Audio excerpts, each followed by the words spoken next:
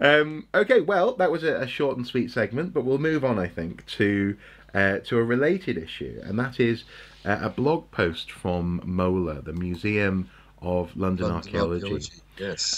They earlier this month, on the 19th of, sorry, earlier last month, sorry, this month being this month's podcast, I guess, March. On the 19th of March, they issued a little article.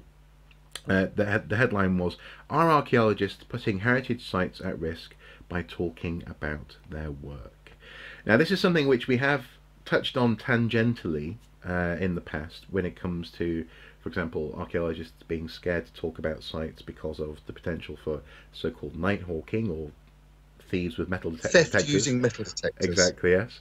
So I keep on using the phrase night hawking, and then archaeologists go, "Don't! You're glamorizing it," and I'm like, Yeah, "Sorry, I'm sorry," but the risk, there is a risk when you talk about sites, certain types of sites in yeah. particular, like graveyards and this kind of thing, from metal detectors. But where do you stand on this idea that the archaeologists therefore should be quiet or quieter about the work that they're doing?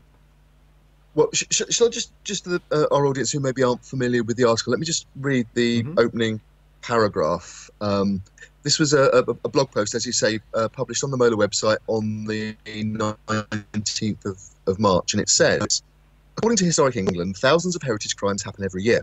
At heritage sites across the UK, theft, criminal damage, arson, and antisocial behaviour offences are depriving the public of their access to Britain's rich heritage.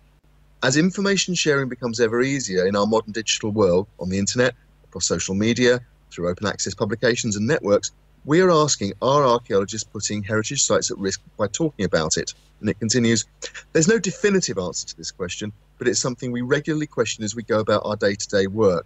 Timing is a major factor in planning how to share new information, but as an educational charity, it's in our DNA to create new knowledge and share it with the world. So in a sense, it's setting up a straw man and knocking it down. It's saying, actually, we've got to communicate because it's our function. They're saying Yeah. specifically as an educational charity. But Um, nonetheless, I think what they're identifying though is there is a current in archaeology, in the archaeological community in particular, where there are yeah, some people who are very nervous and or even hostile when it comes to the prospect of talking publicly about the work that yeah, they're doing, yeah, and I think in that sense, as you say, this article goes on to lay out a good, clear case. They even highlight it in bold. For the public good, for yeah, future research potential, to protect heritage, and actually in that sense as well, I think there's a related issue there, which I suppose they do expand on here, in terms of uh, having a demonstrable value. So I suppose what I'm saying is you can't expect the public, especially, to pay for something when it comes to protection of heritage if they don't understand it. And it is it's in that sense it's a risk, but it's a risk that has to be taken, I guess. But I mean, this does tie in with was it last month or the month before when we talked about the 300 graves in the pre-Christian site where Mark Horton in uh, Somerset. in Yeah, Somerset, Mark yeah, Horton probably talked a little bit too much about something, or certainly picked up on the wrong issues when it comes to that site, because in that instance, what they were doing in terms of timing was they were trying to protect the site by by not talking about it, and so I suppose do you think it is basically a case by case basis, but we should be looking to be very open and accessible. certainly. I mean, for example, one of the areas I'm particularly interested in, obviously, is maritime archaeology and heritage protection issues around historic wrecks and so on. And certainly, uh, there is a case for keeping the locations of a newly discovered intact wreck um, secret until work has been completed because of the risk of theft by illicit salvagers and divers. Hmm. The same applies on land, particularly with grave sites, which are known, which are known to contain grave goods and highly collectible grave goods. For want of a better word, the early Anglo-Saxon period, the early medieval period, where you have these very rich burials that are known to exist with very collectible material, brooches, shield bosses, that kind of thing. Pokemon cards. Pokemon, yeah, absolutely. Yeah. So it's in my head about collectibles.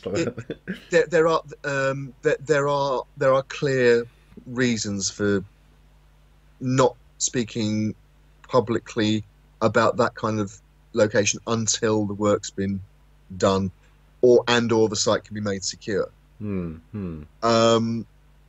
But I think, well, for example, I've seen some people. It's the same period in terms of archaeology, in terms of the period of interest.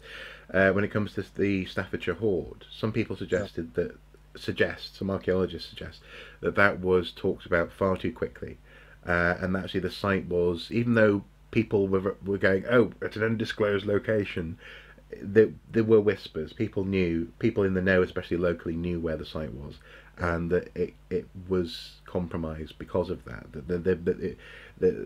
The area around that discovery was compromised. So I mean, I think it's well known in the archaeological community that the story of the Staffordshire Hoard is perhaps the most diplomatic way of saying it is more complex than was made public.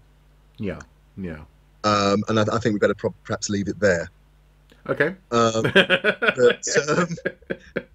I think what I would say is that sites of that nature are virtually impossible to keep secret these days, and it's interesting. Quite how vulnerable sites are. If you look at metal detecting videos, particularly from perhaps the less scrupulous fringe of metal detecting world that puts up its work on YouTube. One of the things that becomes very clear is that the experienced ones, for certain, you only ever get close-ups. You never see a site in context. You never see the background to a field. You never see a landmark like the local church in the background. And that's because, with the advent of things like Google Earth and similar mapping and landscape sites, with the availability of air photographs freely through local HERs or at Swindon, which anybody can use, or with the availability of HERs, which are statutory, sorry, not statutory, but are maintained by many local authorities with a greater or lesser degree of accuracy and so on. But the information horse has bolted. Metal detectorists and other people who might wish to compromise heritage, they're not stupid. They can use exactly the same techniques as archaeologists do using a desktop study.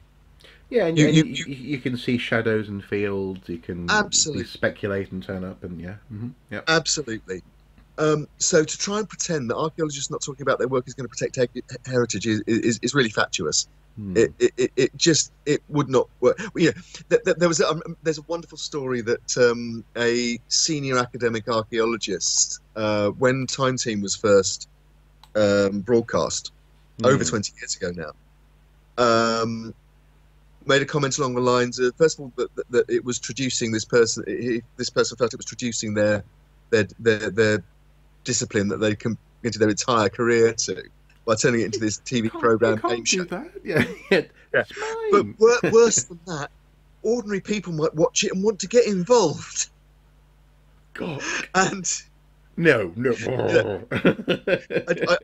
I do hope we've moved on from that, because I mean, as people who've followed us on Watching Brief will know, I mean, I'm a 100% believer in open access and education and involvement, because I think by involving people in what we do, by trusting them with as much information as we can as soon as we can, by saying that we respect your interest in what we do and your places that we're trying to find out about. Mm-hmm. That's the way we protect ourselves against the fringes who do want to do damage, who do want to steal for profit.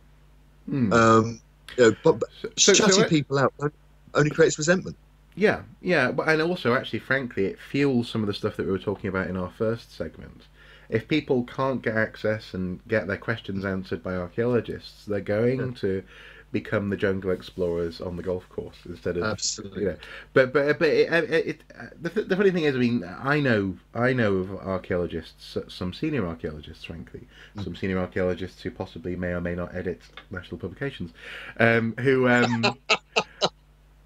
have, in my opinion, pun intended, antiquated views of how archaeology should behave, and how it should be done. I've heard very open, frankly, conversations, which, even though they are open, I'm still not going to name the people, where they talk about how they basically feel as though their hobby has been it's like the old attitude to say rugby, where we can't have professionalism. This is an honourable sport. This kind of thing. There are people out there who think that. And so I suppose it would be, the reason why I say that, it would be wrong to assume that all archaeologists are on the side of open access and speaking publicly. And so in that sense, this ongoing conversation is important. But Mola actually, in their article, says something which I think is really quite a lovely little couple of sentences. They say, whilst it's archaeologists who create this new information, and in that sense, yes, we create the data set by finding things in the ground, we don't own it. Information about our shared heritage belongs to the public, and we strongly believe everyone should have access to it. And what's important there as well is they're not suggesting that the public in every case should be present for the act of creating the data set. You don't have to reveal everything about what you're doing, but at some point the public should have access, and they have rights to know what's going on. And I think that surely has to be at least a tentative underscore from my perspective for this issue. But then again, it is a developing thing, though. I mean, for example, when it comes to there are now so many different ways of engaging with the public in archaeology that I imagine a constant awareness of that balance is crucial. So these days, if you're a practicing archaeologist, especially if you are on location that is, I'm thinking, for example, of people like Dave Petts up on Lindisfarne and something like that.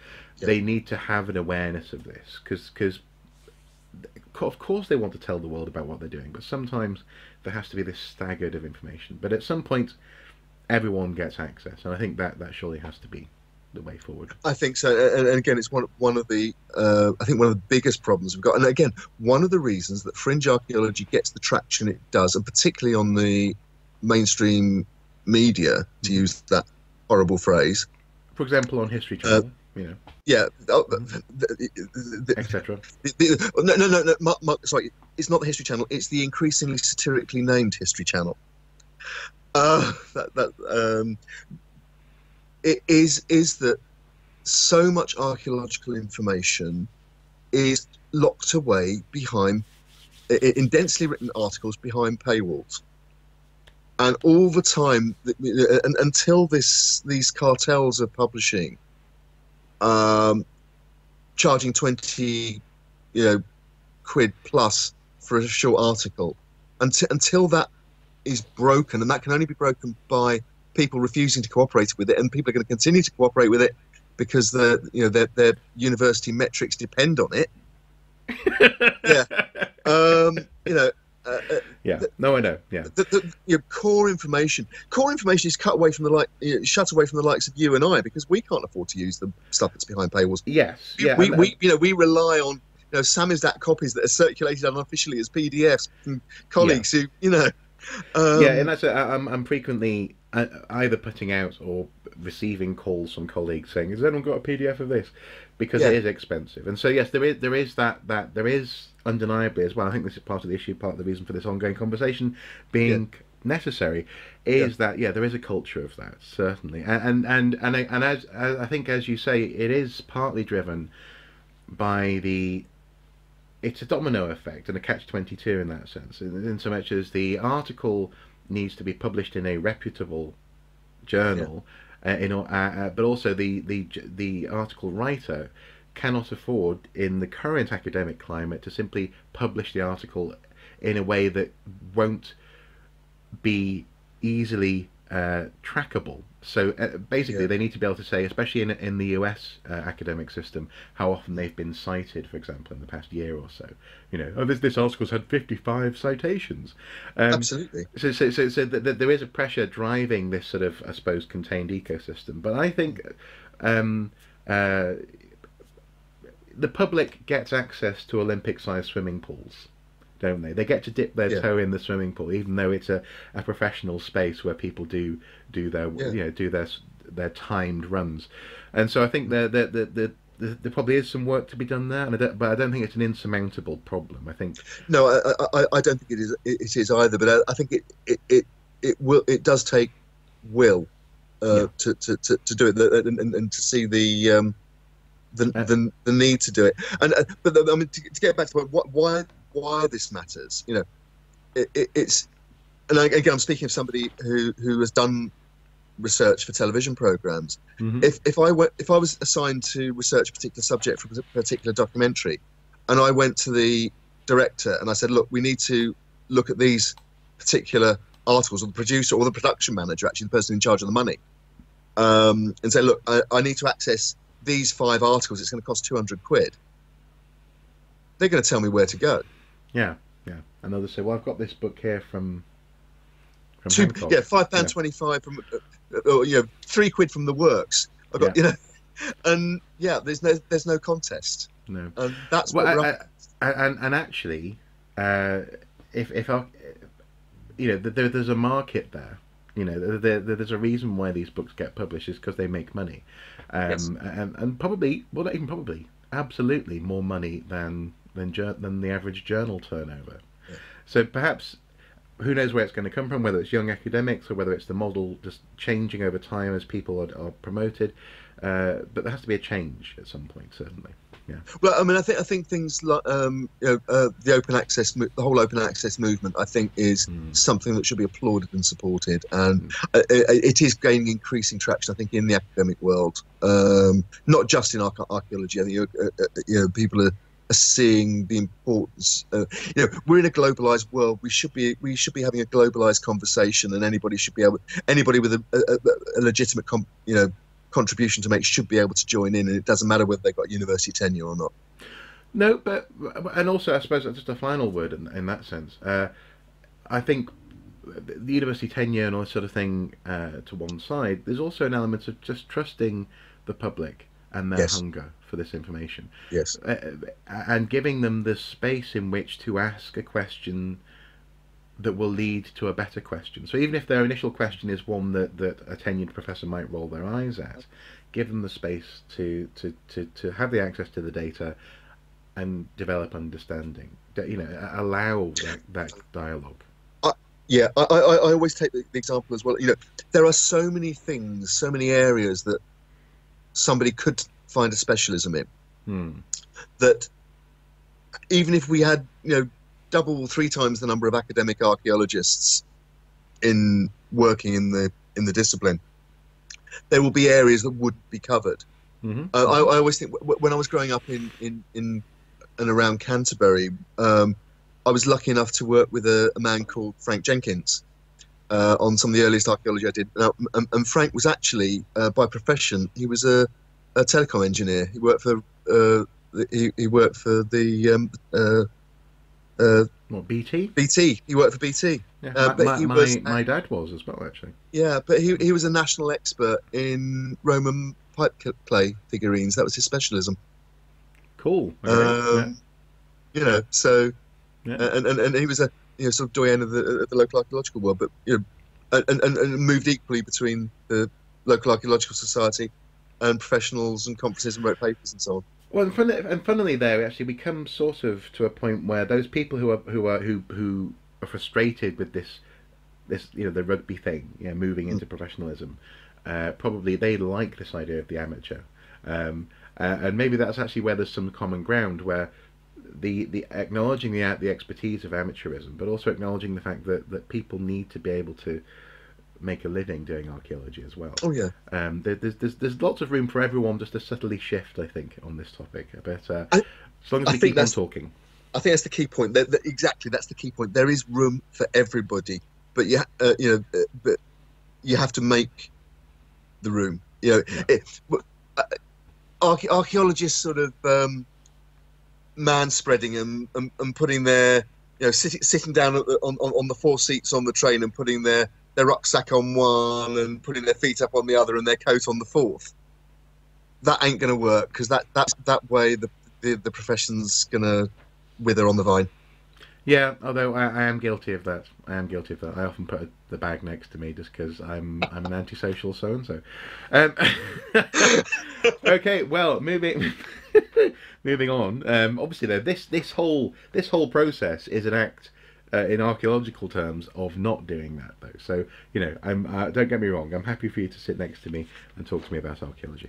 So moving on, not next to, opposite. Having Opposite, someone, they make those seats so narrow. They do. Maybe sit across. We can have a conversation, cup of tea. Yeah, exactly. Yeah, just don't sweat on me, I suppose is what I'm saying. Anyway,